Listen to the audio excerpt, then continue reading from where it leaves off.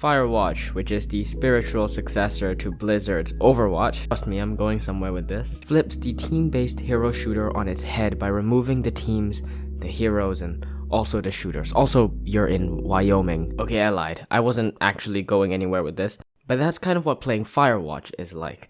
Alright, but I might be getting ahead of myself a little, so hi, it's me. Welcome to this video about Firewatch, a game released in 2016 by Campo Santo and fits quite perfectly into the recently recognized genre of walking simulators. The concept of walking simulators are interesting. They are, of course, when a game's core or entire gameplay loop consists of walking.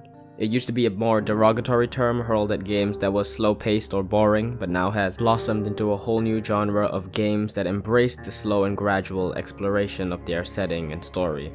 Notable examples would be What Remains of Edith Finch, Dear Esther, the Stanley Parable, Apex Legends, and of course, Firewatch. Now, this probably isn't the first you've heard of Firewatch. There is a very popular video by a YouTuber called Leadhead, which has a lot of attention and probably goes into a great amount of depth into the nature of Firewatch's story. I wouldn't know, I never actually watched it so as to avoid it influencing my personal interpretation of the events of the game, which is exactly what I'm going to do today.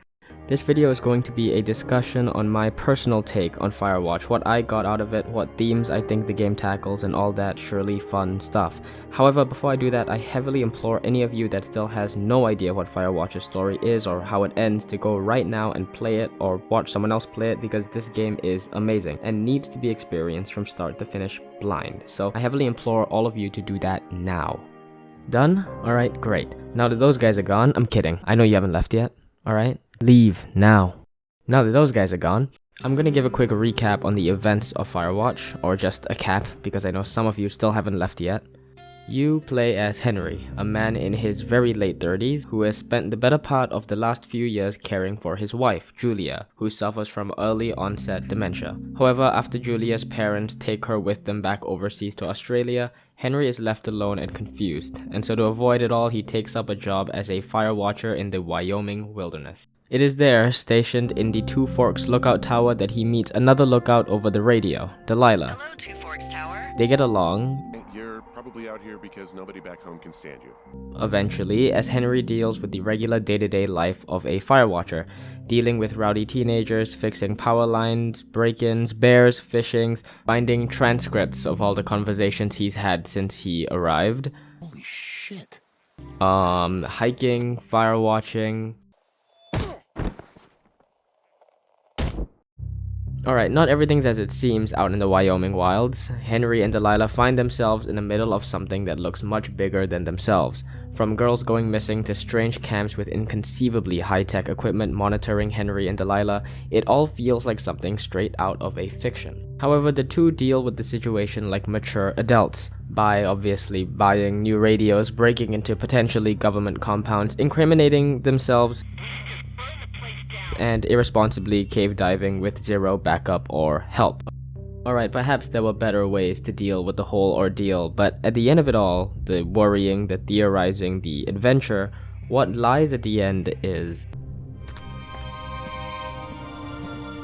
Ah, shit.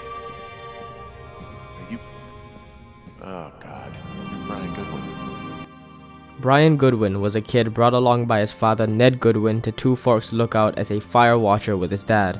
He technically shouldn't have been there, but Delilah wasn't a stickler for rules and Ned wasn't a very good person. Ned would force his son to do cave delving, pretty intense stuff for a 12-year-old, because he wanted Brian to grow up to be a man, while in reality Brian was more interested in science and playing wizards and wyverns. This led to an incident in which during a cave delving trip, Brian's python released from one of the rocks and he fell to his death deep down into the cavern below.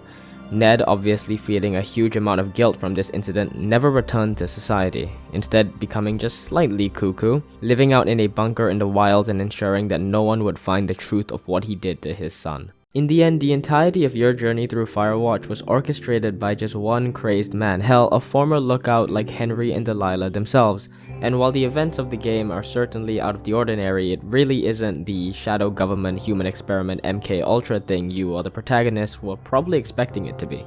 Heck, that's the main complaint you're going to find about Firewatch. Its ending is underwhelming, and I'm not here to dispute that. The ending isn't really that interesting. However, to say that it wasn't a twist would be selling it short. Firewatch's ending is a twist. It brings the audience back into reality by forcing them to understand everything. See, Hank and Delilah are kind of... Panties? They're what? I don't want to say that word again. childish. I mean, both of them are only out in the wild because they are or have run away from responsibility, and as a child myself, I can guarantee that that is something we do. Throughout the game, the two bicker and they tease and they complain about this and that, and it all feels like you're watching two people living freely and happily in their best lives together. But you and even Henry know that deep down he shouldn't be there. He has a sick wife that needs him, but he's not with her because he is eschewing that responsibility. And as Henry gets swept up into the unbelievable adventure of conspiracy and exploration that unfolds, he gets lost in his own imagination for a moment. He doesn't need to think about his sick wife because he has more pressing matters to attend to. A government conspiracy, his own summertime adventure extravaganza. Hell, even you, the player, gets caught up in the mystery of what's happening. But that isn't real life. You can't live a fantasy forever. Eventually, you're gonna have to grow up. Also, I like to think that it's no coincidence that Henry's adventure quite literally ends with the dead body of a child, representing the end of Henry and the audience's childlike imagination of the grand mystery that Firewatch holds. Brian is even shown to have died wearing a Wizards and Wyverns shirt, a game in which you play as a fantasy character going through a mystical world of someone's creation. There's some grade A dork contraband here. I'm assuming. Another thing I'd like to mention is the fantastical nature of the cave that Henry finds Brian's body in, especially after he finds it. It's almost as if after everything's been spelled out and revealed, the game brings you through this mystical, awe-inspiring experience for the last time before you leave and finally have to hit Delilah with the reality of the situation as well. Hey, D. There you are. I've been worrying my ass off. The day immediately after, the forest that was the catalyst for the game's entire story becomes completely uninhabitable due to the raging fire that had been present throughout the game, showing how Henry's job and adventure that took away from him caring for his wife and responsibilities must come to an end. You also finally get a look at Ned's hideout, a character that never really grew up, completely eschewing responsibility for his son's death both from himself and, the federal government. And you get to see where that brought him, hiding out in a cave opening in the middle of a forest in Wyoming, forever paranoid and anxious, not really the best place to be. At the end of it all, Firewatch wasn't a story about secrets or mysteries, it was a story about growing up, about facing responsibility and the conundrum of being lost in your own imagination. I don't know what's next.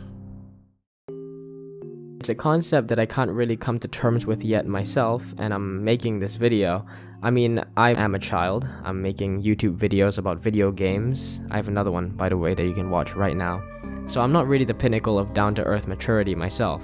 But when I look back at Firewatch, I don't see the tragic romance of Henry and Delilah or the underwhelming mystery of the two stalker.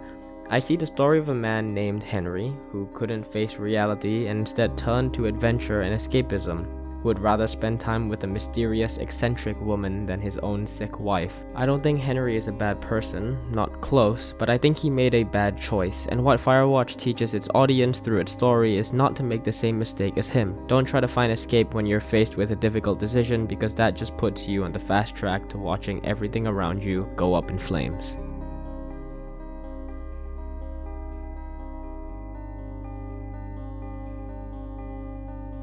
Hi, that conclusion was nice and all, so here's just some more closing thoughts. Subscribe, but also I want to make it clear I do support following dreams and having, an imagination.